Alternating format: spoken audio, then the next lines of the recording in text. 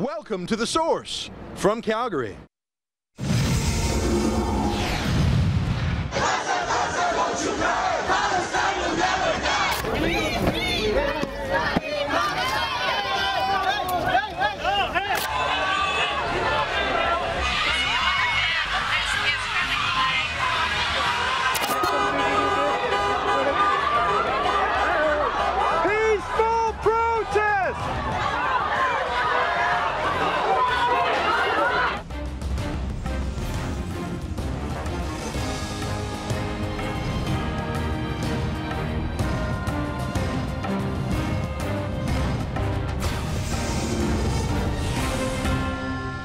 Yesterday we had an important full episode show about the riot on the streets of Calgary. It was last Friday, literally on the steps of City Hall. It was styled as a pro-Palestine rally, but really it was an anti-Israel, anti-Semitic rally. In fact, it quickly degenerated from a rally and a protest into violence, as we showed you on yesterday's show. Of the 800-900 pro-Palestinian activists there, dozens turned into a violent mob, attacking the handful of Jewish and non-Jewish pro-Israel counter-protesters who were peacefully standing waving little Israeli flags. This violent mob attacked them, knocked them to the ground, sent them to hospital. We interviewed two of the victims of violence on the show yesterday. That was terrible. That was un-Canadian. That was Gaza-style politics, not Canadian style. But what was worse in my mind was the complete lack of police presence. The police knew this protest was coming. They knew there would be a small counter-protest, and yet they positively evacuated the zone. I don't know why, out of political correctness, out of not wanting to inflame hotheads who love Hamas. Well, they got the result that was naturally going to happen. Violence, Calgarians being sent to hospital. And as I tell you these remarks, so far the mayor has not yet made a comment about this violence outside of his office. Well, yesterday I said we've got to help these kids. And so we hired a lawyer, Rebecca Snookal, one of Calgary's leading defense attorneys, takes on the highest profile cases, murder cases, cases that no one else in town will take. And that's telling, because I literally phoned or emailed 20 lawyers in this town asking them to take the case of these victims of Palestinian violence.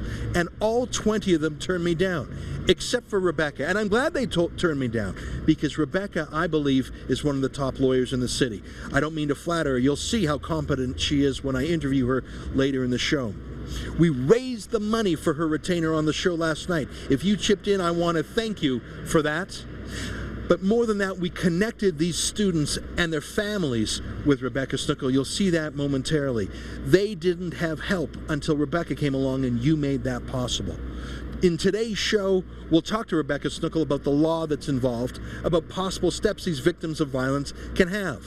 We'll talk to the victims we saw yesterday, Jake and Samantha, and several other victims too, to get their stories. And finally, we'll talk to a political organizer, Sarah Burnhamoff, about the larger implications of a police force in a city hall that wants to turn the other way and turn a blind eye to this violence in our own streets. You're watching an episode of The Source that you'll see on no other channel in Canada. Thank you very much for taking this case. I appreciate it, and so do our viewers. Tell me, what made you say yes where other lawyers in town refused to take it? Well, I certainly can't comment on decisions other lawyers made, but from a criminal law perspective, it's always a concern when you see that an offense has been committed or that there are victims of crime, and you just want to make sure that it's being properly investigated. So it's something that I'm interested in from a criminal law perspective. Now, you're a criminal lawyer. Yes.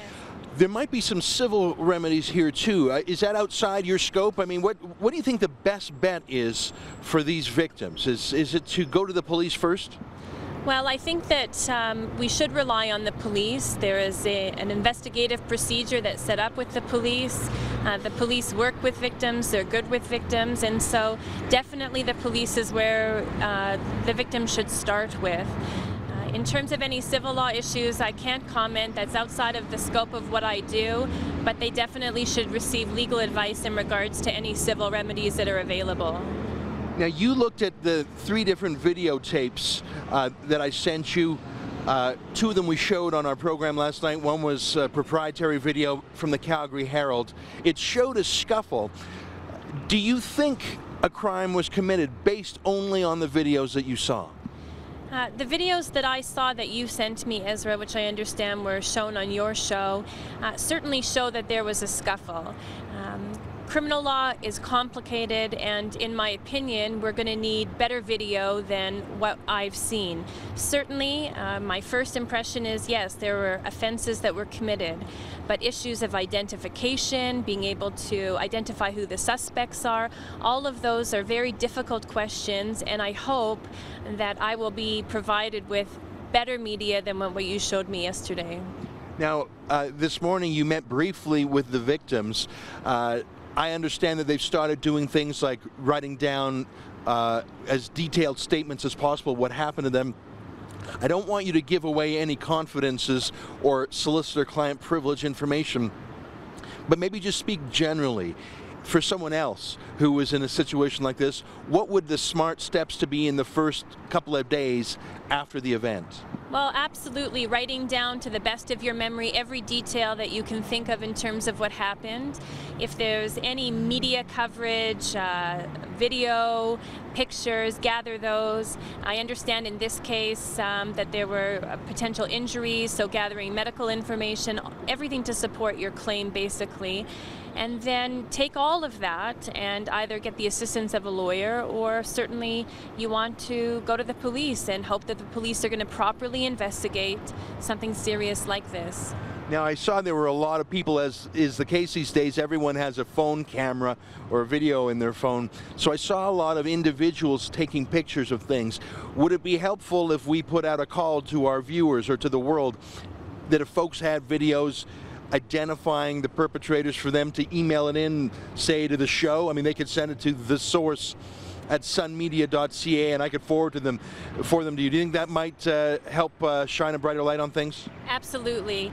The 2 videos that were disclosed to me yesterday were, in my opinion, they are not going to be sufficient to assist these individuals that have been victimized. Video that shows faces of the potential culprits, certainly those are going to be more helpful. So I think you definitely should make that call out, and we can take it from there. Now, I understand, and you correct me if I'm wrong because you just spoke with the victims, I understand that they have not been contacted yet by police. Again, I don't want you to tip your hand about what tactics or strategies you might use. So again, let's just speak generally. How would someone in another case present themselves to the police? Would they just show up at a police station? Would they phone? Would they call a lawyer and have them do it? How do you say, look, I was beaten up on the city streets, here's the pictures, bring your investigative power to this? I mean, it's one thing for us to say, hey world, send in videos, but the police have enormous resources. How can these victims tap into those resources? Well, first of all, with respect, Ezra, I don't think that that statement is accurate. I do think that there is police involvement. I think that we are in the preliminary stages of the police involvement here. I can't go into any more detail there, but I have a great relationship with the police, and I intend to pursue this matter with the assistance of the police, and I have faith that the police are going to help us with this. I'm counting on that. I know the victims are, and I know our viewers are. I was very upset with what I saw on television, and I knew something had to be done. And when you agreed to take this case, I felt an enormous wave of relief, because you have an expertise that obviously I lack. You're here in Calgary, and I feel like these people are in good hands. I just want to say one thing for our viewers and for you to know. Obviously, the Sun News Network helped bring you and the victims together, and our viewers helped out in other ways. But you will be their lawyer, and they will be your client, and your communications will be privileged and confidential. So that's the nature of the relationship. I'm just sort of the helper-outer, and you'll be dealing with them in the future privately, the victims, that is. Yes, absolutely. Everything will be private, and it will be privileged, it will be confidential, and there was a real harm that was done here, and in my opinion, we do have victims. We are dealing with victims, and they should be proceeding through victims assistance and going through the police process and the investigative process and focusing on that rather than focusing on a big media spread, for example, in regards to this. There are serious offenses that have been committed, and it needs to be investigated really without the interruption of the media. I see the media having a political role, a public policy role. In my opinion, the police need to have a stronger presence.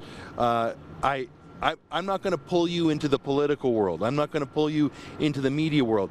I got enough of that. What I'm grateful for is that you will bring your legal smarts to help these individuals. Now, that said, it's a private, your relationship with the clients will become private. It is private immediately. That's right. But if there are charges, those of course are in the public domain. If there's a trial, obviously that's in the public domain. That's part of our justice system, is showing transparently what's right and wrong and having a public hearing, right? Absolutely. And again, it's all part of the process, the normal criminal process. And that's how I think that this case needs to proceed. We need to rely on the justice system that is already in place and hope that it's going to work for these victims as it often does with other victims. Well, I want to just say a personal thing. I'm very grateful for you for taking this on, and I understand your remarks about the media. The legal case has to proceed on its own merits, and you have to use your best legal judgment. And thank God for you to do that. I believe that there is a public policy role, but that's for me to do on the TV. You're a good sport, and more than a good sport, I think you're a good citizen. From time to time, I do want to reach out to the victims if they have something to say, but obviously we'll make sure that that's in sync with their legal requirements. Yes, and certainly if I anticipate you will reach out to the victims, and I will certainly give them advice. We don't want anything to jeopardize their legal position, and I know you don't want anything to jeopardize their legal position. So I don't. I want to say thanks to you again. I feel like we've done a good thing. These people were literally lying on the ground. Samantha was blacked out, she says. I mean, I saw the bruises. I feel like they're in good hands with you, and if there is a possible way to get them justice within the system, I think you're the person to do it. So thank you very much on behalf of our viewers. Thank you, Ezra. Yesterday we spoke with these two. It's a pleasure to meet them in person, Jake Burrell and Samantha Hamilton. Yesterday we heard you tell about the riot and the physical abuse you took. You were literally dragged down the sidewalk by an Israeli flag around your neck. It's been a few days. Do you still have any physical pain? Do you have any bruises or anything? Yeah, I have a few bruises around my shoulders, arms, and neck. Well, my neck's not really bruised, but it's a little tight breathing right now. My esophagus is still a little sore, you might say. Besides dragging you, did they stomp on you? Did they kick you? Did they punch you? What did they do? They punched me in the head, in the eye, in the back of the head. I got kicked when I was down. It's hard to recall all the things that happen when you're down there. It's kind of a tight situation, but I was spit on too, if that amounts to anything. Yeah, well, that's assault under the law, and it's just also plain old gross. Now, Samantha, we talked to you yesterday. You were actually knocked down. I mean, we had that Facebook picture of you. It's terrifying. You're literally lying down. You said you blacked out briefly. I did. Are you still in physical pain also, or was it more? I've got bruises. I've got one in the back of my head that I couldn't even tell where they punched me because it hurt so bad at the time, and I could feel it right dead center. I'm glad, you know, I don't have too much here, but I mean, I got marks on my back and over my body. You told this to us yesterday in a gripping way. And I had spent all weekend trying to find a lawyer, and I know you guys did too. Finally, we got a lawyer, but not just any lawyer. I mean, I think we have an outstanding lawyer who knows the criminal law very well. And thank goodness that Sun News viewers stepped in. You had a chance to talk to the lawyer briefly today. I don't want you to reveal any solicitor-client privileges. What you say to your lawyer is private between you. You're the client, she's the lawyer. I'm just a guy who's mad about things.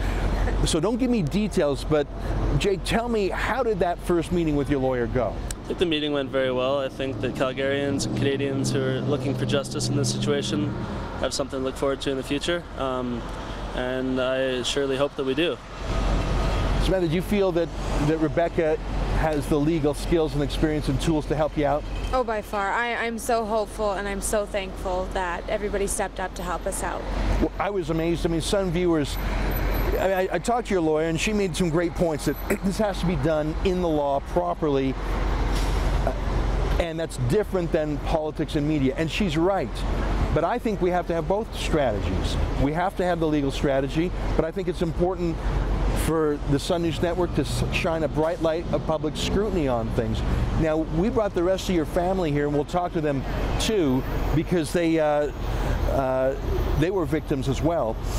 But before we talk to them, is there anything you'd like to say to Calgary about what happened? Because you guys are born and raised here. Yeah. This seemed just very un-Calgarian to me. It is, and I mean, like, I am a Canadian first and foremost, and you know what happened was not right. I mean, our free speech was taken away, and I wanted to say, like, this is not just, it's not a political, like my religion, my political views. We all need to come together as Canadians on this issue. Well, that's the thing. I mean, the motto we put up on our website yesterday was, "This is Canada, not Gaza." I mean, in Gaza, you might stomp on someone. Someone has an Israeli flag in Gaza, you're going to use it as a noose to hang them.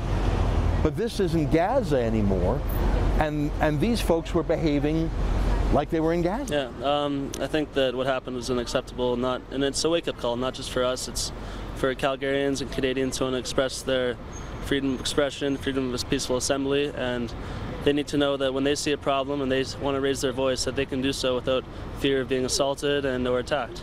I'm going to talk to the rest of your family. We heard your story yesterday. It's nice to see you smile a little bit today, rather than yesterday you seemed so somber. I feel great today too, because I feel like you guys are in good hands. I feel like the Sun helped financially, which we did, as well as with this, and I just, it's nice to see you guys smile.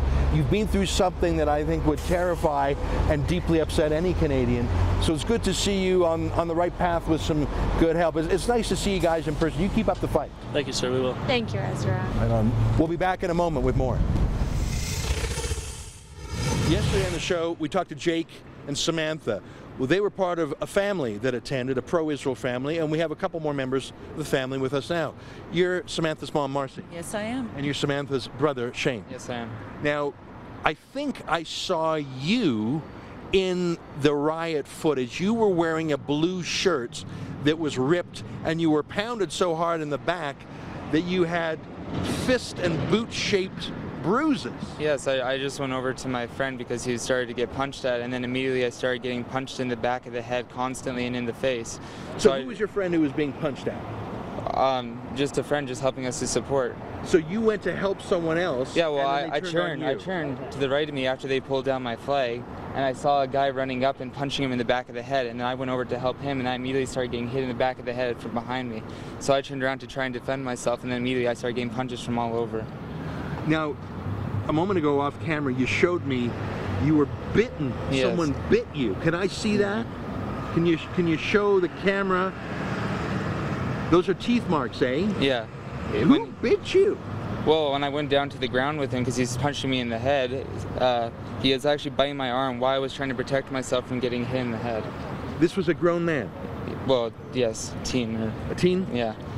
I think he was a teen. I'm not sure how old he is. And he bit you. Did you get a look at his face? Yes, I can identify him. And so he just bit you. That's like an ant. That's like a dog.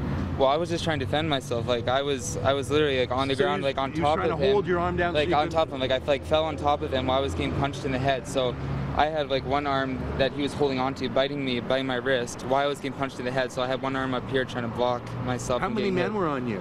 I don't know, 6 or 7. Were there any women attacking you too, or just men? I only saw men. Now you went to the hospital. Yeah. What did the doctor say? She says that I got concussion from getting hit in the back of the head so many times. Now, as I said to your sister and Jake, your meeting with your lawyer and any discussions with your lawyer, and I'm so glad you guys have lawyered up now, that's privileged and confidential. So do not disclose private things to me. But we're just going to talk around this. Have you preserved evidence of your injuries? Have you asked the hospital for their reports, for doctor's notes, things like that? Have you written down with as great detail as your memory can furnish exactly what happened? Yes, we have health records and everything. And you've written out a statement? Yes. Now the lawyer's going to give you all sorts of good advice, but I'm glad you've done some basic things. what does a concussion mean? I mean, what exactly is that? Were you knocked out? Or Well, you just your brain was jarred? I don't know the technical. Well, as far as I remember, I had a severe concussion before, and I couldn't even like look at anything like the light or anything, so I was constantly in the dark. So having concussion again, it's so hard to like focus. Like I woke up with a headache every single day, and my head right now is actually still hurting. Like I can feel pressure in the back. So it's just hard. Like it slows you down and everything. So, well, I'm glad we got a lawyer on your side. Thank you. I'm going to talk to your mom a bit. Marcy, nice to meet you. Nice you were to there meet you. too. Yes. Now, we saw your daughter, a picture of her lying flat on the ground. She said she blacked out. I don't know if that's like a psychological thing or if she herself was concussed. But let me ask you about you. You were there. Mm-hmm. You were beaten as well. Tell me about that. Well, I had them surround me, a bunch of men surround me, and they were yelling in my face, and I told them to calm down, let's talk. What were they yelling at you? Baby killer and Hitler, and they were yelling Hitler. They were calling you Hitler. They called me Hitler, and I said I'm not Hitler, and they said You're Jewish, you're a actually. baby. Yes, I am. So they were calling you Hitler. That's a pretty abusive thing to say. But that's just how close were they? Were they this close? Were they this close? Right there. Like this? Like right there. Like right here. And then I said, were they talking or were they shouting? They were shouting and spitting. They were spitting at you? Like, well, because they were so close. They were talking with...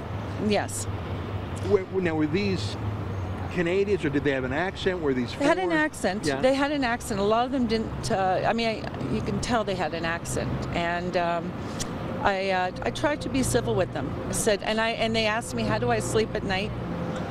And so what did you say to them? Just back off or something? I said, please, I said, calm down. I'm right in front of you. Now, this was across the street, across McLeod Trail. Yes. You guys had moved. We were at the end by the, there's a steakhouse at the part, and then we were at the end because we didn't want to get in.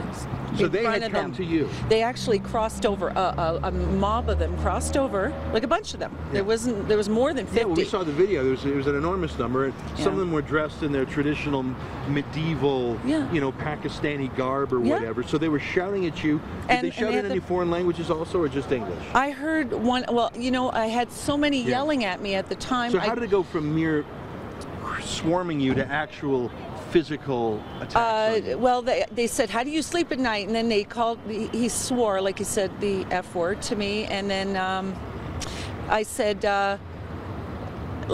I just looked around, and then they all started yelling at me. And I had a small boy with curly hair and that scarf, the keffiyeh, putting his fist up and yelling at me from that. Boy. A boy. There was a boy at the riot. Oh, he might have been 6 years old.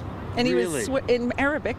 I'm pretty sure it was Arabic. He was swearing at me, and I looked at him and I thought, I have kids. Like, I don't understand. That's and all bizarre. of a sudden, you take your kid to. I guess it's better to take your kid to a protest than to take your kid to a suicide vest wearing camp like they do in Gaza. Well, so now you were hit. Yes, were you knocked down? Well, first I was spit at by a man, or boy. Oh well, a man. I mean, he's younger than me. Yeah. He was a teen or in his 20s. I don't know.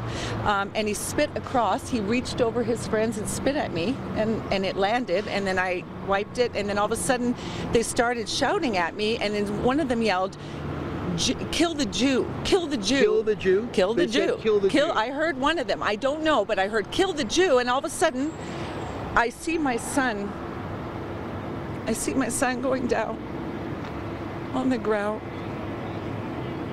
So he went down, and your daughter was. And I yelled, and then I got hit in the stomach, and I went flying. Were you knocked down as well? Yes, I was knocked down. Now I'm going to ask you something that I normally wouldn't ask you, but I think it's important for journalistic reasons. I don't mean to embarrass you, but I want to see your bruises where you were hit, and I'm sorry, I just want to ask you to do that because I think it's important to show the world. Can you please show me your bruises? So you were hit in the stomach. I was hit in the stomach. Were you elbowed or were you punched? I was punched. A fist came flying and hit me. And was that a man? It was a man.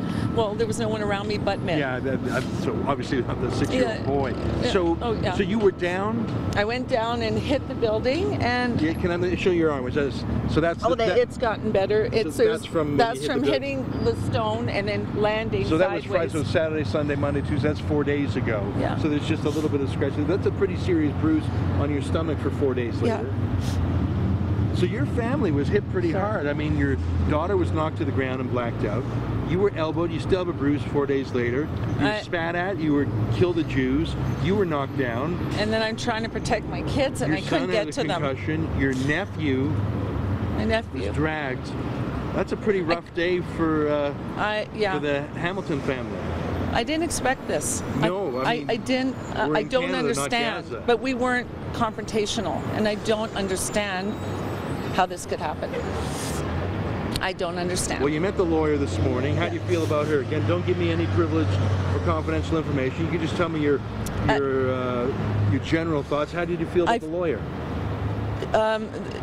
Well, the lawyer seemed optimistic about things, and I'm, you know, it's hard because it's really a tough thing we're traumatized, and I think I don't wish this on anyone.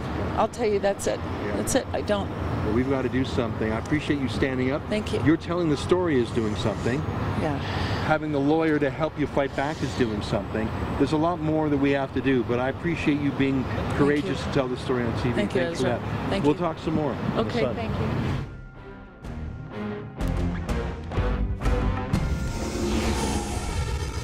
Jim, you're the patriarch of the family that had a pretty rough day.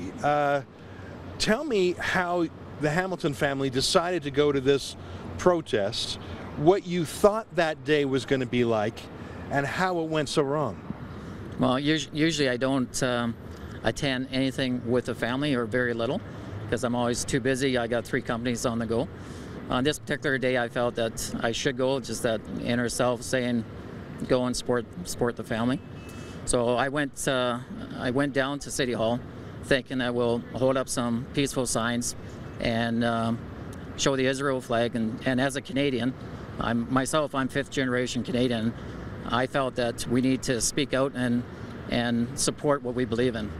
You told me before this interview that you're Presbyterian. I saw a number of Gentile pro-Israel people there. I mean, there were some Jews, but being against violence, being against Hamas terrorism, that's not a Jewish thing. That's a democracy thing. That's a liberal thing. Yeah, I'm definitely Presbyterian. I raised my children Jewish, and my wife is Jewish, and I believe in all faiths. And I work downtown in Calgary, and I work around all faiths all day long, and I have no issues with anything within Calgary until this episode happened. I mean, I'm a Calgarian too. My family came over in 1903. I mean, Calgary and Alberta, we get along with each other. The kill the Jews, the punching, and that's just so un-Canadian. It's sad. And to me, as a Canadian, I wish people would take their head out of the sand, because when I look at this footage that's been presented across City Hall at Calgary, and I look at footage that comes from overseas, there is no difference. It's the same. And anyone who fails to see that it can't face reality. Yeah. Well, I want to ask you about what happened to you, because we talked to the rest of your family. It was pretty rough. I mean, your son got a concussion. Your wife got hit and bruised and knocked down. Your daughter was lying on the ground. It was a terrifying photo. I think it was her nephew got dragged. What happened to you? Well, there's probably 3 to 4 that came up to me, and they were trying to get in my face and trying to antagonize me to throw a punch or to start an altercation, which I knew better. Were they shouting at you? Oh, they were shouting, spitting. They were in my face. They were holding the flag up, and this was on the other side of McLeod Trail. We're on the west side. They were on the east side. They came over to our side of the road. How close to your family were you? Well, when we first started, my wife and daughter were behind me, and as they came in, my nephew was to my right. My son wasn't that far away, but when the crowd proceeded upon us, what they did is they isolated most of us so that we couldn't see really what was going on and holding up flags. And I was more concerned about the people in front of me, and then all of a sudden punches were flying at me, and I was moving, missing the punches, and then I just kept walking towards them, and I hear my wife screaming that Samantha is down. Oh my God. And then there's another homeless guy that was there that came upon the scene I had 1 or 2 people hanging on to my back, trying to hold me back, and I just kept walking towards them. We got to my daughter right when the crowd was trying to run her over, and I was able to stop that, stand her up, and then my wife was screaming that my son is down, so I went running over to try to help him. And the same thing is, I was grabbing guys to try to throw them off to the side to get to my son. Unbelievable. Your family was swarmed, but it sounds like you managed to protect your daughter from being stomped on, really. And what happened to your nephew, or to your son? He got a lot of boots in the back, didn't he? Yes, there's even footprint on his back, and he was trying to protect his head because they were trying to kick him everywhere. Now, I understand from my interview yesterday that the ambulance couldn't actually get there because these protesters blocked McLeod Trail. You guys had to get to the hospital yourself. How did you manage that? How did you get out of this mob, this swarm, and get to the hospital? Well, there's actually 1 police officer that was on the bike that was very engaged in protecting us. 1 guy on a bike. And he took it upon himself to make sure we got back to the vehicles and left the area. And on his bicycle, he actually followed us all the way out, so he couldn't keep up anymore. Did he say anything to you? No, he just kept yelling to the people on the other side of the street. They were still trying to follow us and antagonize us, and he just basically told them to keep quiet and to leave. 1 cop on a bike, eh? Yes. How many people were on the swarm? I mean, I saw the video. I didn't count. 25, 50? I would say there is at least 50 to 75 people. Now you say you were dodging punches. I think you told me before you were a bit of a boxer when you were younger. Did they land any on you? No. Did you get any injuries? No. And I was so busy trying to move forward that I wasn't able to throw a punch. Yeah. My concern was just getting to my family. Talk a little bit more about yourself. You told me you have some businesses. You're an oil and gas man here in town? Yes, I am. I have my own company, and I work out of 3 offices in Calgary. I mean, you just sound like a severely normal Calgarian who went out to do a peaceful political statement, and you landed in a little bit of Gaza brought to Calgary. That's what it looked like to me on the video. Like, you're right, that looked un-Canadian. It looked like something from a darker place. It's what I seen there, I never would have believed. And with me being a Calgarian and being a Canadian, it's a sad day for Canada if that's where Canada's headed. And me being a father, it's the first time in my life that I've been unable to protect my family. And that forever will sit not well with me. And as a father, that is completely unacceptable. Well, it sounds like you were doing everything you could. Listen, 1 man against 10, 20, 30, 40. The fact that you were able to get your family out of there and to the hospital is a bit of a miracle. It was terrifying. I mean, the video looked truly terrifying, and some of the still pictures of people on the ground like your daughter, that's unbelievable. Now, I think we've taken a first baby step today. We've connected you and your family with a lawyer who I believe is a top-notch criminal lawyer. There may be other remedies we need. There may be a civil remedy we'll have to look at. I think there needs to be a political remedy. I think there needs to be a journalistic remedy. I still can't believe that the CBC has not aired anything on this riot. I think that's unbelievable. How do you feel today? Do you feel like maybe we're starting on the step to getting some justice here with the lawyer? Do you feel like you've got a chance now? Yes, thanks to you. Well, thanks to our Sun viewers. To our Sun viewers. Who foot the bill. Because up till now, nobody wanted to listen. No one cared.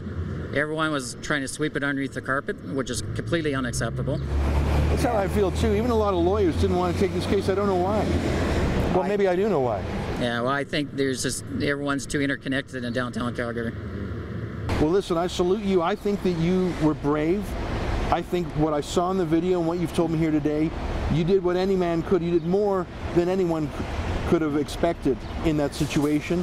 Thank God you're okay and your family's okay, and that you've got the courage, and I think you've got a little bit of help now in your lawyer, and I think you got a lot of help in Canadians who I'm sure find what happened to you unacceptable. I want you to keep fighting. I will, thank you. Thanks.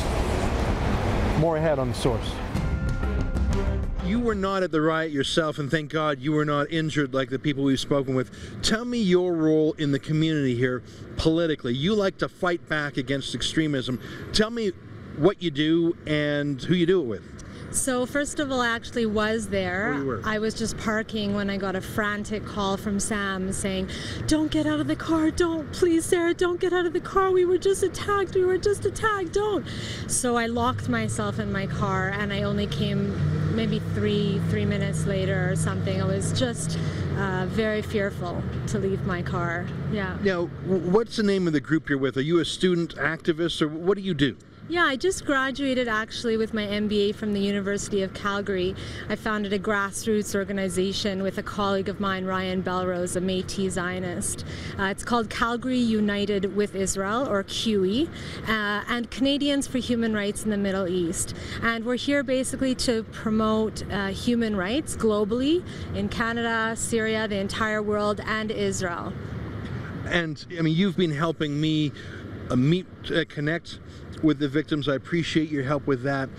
I had a good conversation with their new lawyer, Rebecca Snookle, and she was very firm, and correctly so, that law has to be done in a legal way. Law is not journalism. Law is not a TV show. And I understand what she was saying. If you want to work within the system, you got to work within the system. But there's other kind of work that I think we have to do too. I think we have to do community organizing like you're talking about. I think we have to do political work. I think we have to do journalistic work. So I want to ask you some questions that I didn't ask Rebecca because they're outside her ambit. She has to work with the police and the courts now, and that's fine. But I think the police had a staggering lack of judgment. They made a terrible tactical decision to have almost zero police presence. Jim told me that there was one cop on a bike who tried to guide them out. But in all the video footage I see, I did not see one policeman. I think that there needs to be a political accounting for this. What do you think? I think it's up to the public to, decide, to assess the videos, to hear the witnesses that we're saying. Well, I just assessed it for myself, and I'm asking you for your point of view. You're a political organizer. You're not one of the victims. You're not a client of the lawyer, so you don't have to be well behaved. Well, I would like you. I do have to be well behaved. My mom says so. You can tell me what you think about 800-900 people at a protest with no visible police presence and a riot that injured your friends. Ezra, I think it's self-explanatory. Both sides, in fact, have said, that this is quite shocking and scary. What do you mean both sides have said? What side? I've heard basically all the voices in the media, all people who were there. I haven't seen anything on the CBC about this. Maybe not on the CBC. I've read, I can't actually say where I saw it, but I've seen basically cries from the public, quite shocked and fearful of the fact that there were no police, and we actually know for a fact that police were notified. We have a statement from the person who notified the police that these individuals were going to be there. Now, I saw that right before the event, Mayor Naheed Nenshi was invited to the event via Twitter, and he said, "Sorry, I'm going to be out of town." Well, he's back in town, and I see him tweeting about cats and lost dogs and things like that. I haven't checked in the last hour or so, but I haven't seen him make a public statement about a riot right outside his office. If it was any other group, I think he would. Do you think the mayor of this city needs to come out and condemn these violent acts? Yeah, as you said yesterday, I understand and believe the mayor to be a very reasonable person. I think he has to navigate many different forces here. I do encourage him. There's no balancing between violence and peace. I agree. You don't split the difference between criminals and victims. Yeah. So there's no balancing there. You condemn the violence. I would encourage and urge all well-meaning and Canadians, all Canadians, and certainly leaders of the Muslim community in Calgary, of all communities. I would encourage and urge the mayor to speak out against violence and assault, not just violence broadly, against assault. I see in some of the newspapers today, and I understand from talking to you off camera a moment ago, that one of the organizers of this violent protest is telling journalists that she wants to apologize to the victims for the violence. Has this organizer, I forget her name right now, has she contacted the victims or you? We have received no contact directly from the other side, no. Have you received contact indirectly? No. So it was just a media statement? Yes. I have an idea. If they are apologetic for violence, do you think they would help identify the rioters, the perpetrators of the violence, because we all saw the video. These people ran to the Jews, beat them to a pulp, and then ran back to the crowd. And the Christians, Ezra, let's not forget. Yeah, they beat Jews. I mean, Jim's Christian, Jeff Willerton's Christian. There were Jews and Christians who were beat up. The rioters came down, beat them up, and then went back into the group. I don't believe... A sincere apology, Ezra, would have two statements in it. Number one, we would like to see them forward to us, the perpetrators, the people who assaulted these individuals. That's the first thing. A sincere apology would include cooperation on that front. The second thing a sincere apology would have is denouncing Hamas and any sort of violence against Israelis. They are holding an anti-racism rally in addition to a pro-Palestinian rally this Friday. Anti-racism is their code for anti-Israel. So as Harper has said and other politicians, anti-Zionism has become a politically correct form of hatred. If they're willing to accept and say that they are condemning, that they make statements, Zionism is Nazism, etc., that if they're willing to condemn such statements, I mean, all of the Zionism is just another word for Israel, and mainstream Jews, Jewry is Israel. It's one of the same. They're very careful to not use the word Jew and only to use the word. They said kill the sometimes, Jews. But they make a mistake, and they realize that's a publicity mistake. Well, the CBC's there to help clean that up. Listen, sir, I've been pushing you hard. Yes. I've been pushing you to fight harder, but I have to acknowledge that you are one of the best fighters for Canadian values. Put aside Israel. Yep. You're one of the toughest fighters for Canadian values. You reached out to me. You helped the victims. So even though I'm pushing you to be tougher and I'm demanding that you be clearer, I have to salute you for the work you've done. So let me thank you on behalf of some viewers. They don't know you yet. This is our first interview with you, but behind the scenes, you have been helping with this story. I'm grateful to you. I don't want you to let up. That's our show. I think the most touching was Jim.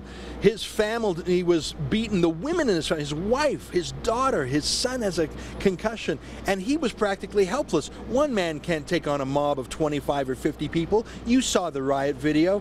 I think he's a great Canadian who's concerned that a little bit of Gaza has been brought to Calgary. That's not the Calgary way. I think we have to fight this legally, and I think Rebecca Snookle's going to do that properly. She's right to say the law has to be done legally, but you and I have to keep up the fight politically. I want you to go to our website, stoptheriots.ca. You don't have to click on the PayPal button anymore. We've got the retainer for the lawyer for the kids now, but I want you to sign the petition that we're going to send to the Calgary Police Service and City Hall demanding that they make a moral statement, a political statement, a public statement that the kind of violence we saw on Friday in Calgary is unacceptable. One last point. As you heard in my conversation with Sarah, the organizers of the violent protests now say they want to apologize to the victims of violence. Funny, they said that to the media, but they haven't called the victims directly. You know what?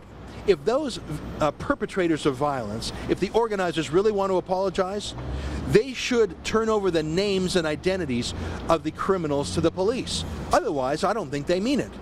And more to the point, how can you be for violence against Israel while pretending you don't want violence here?